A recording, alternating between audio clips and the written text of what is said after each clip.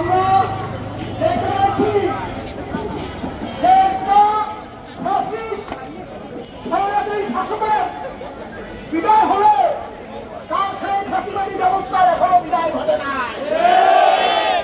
বন্ধুগণ, আপনারা দেখেছেন এই অভ্যুত্থান 2000 শহীদ আমাদের একটাই দাবি ছিল, সেই নির্বাচন, সেই সংস্কার প্রস্তাবনা আছে, সেই সংস্কার প্রস্তাবনা বাস্তবায়ন করার জন্য নির্বাচন কমিশন গঠন করতে হবে।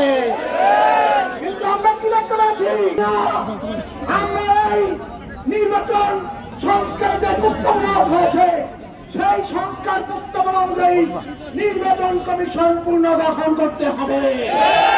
আমাদের দাবি স্পষ্ট, আমাদের কথা স্পষ্ট, কোন ছলচাতুরি, কোন চুদুর বুদুর দিয়ে বাংলাদেশ আর চলবে না।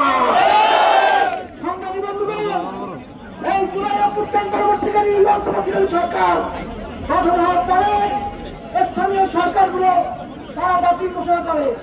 এর ফলে বাংলাদেশের প্রত্যেকটি স্থানে আজকে নাগরিক সেবা বাড়াতে হচ্ছে।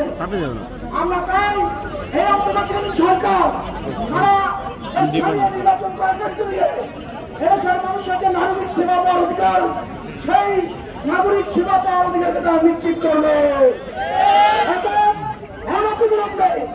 অনতিবিলম্বে স্থানীয় সরকার নির্বাচন দিতে হবে।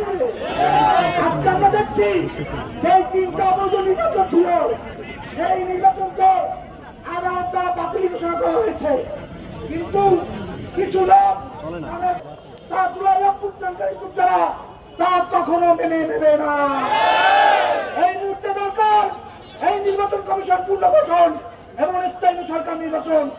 এই আমাদের এই দাবি লক্ষ্যে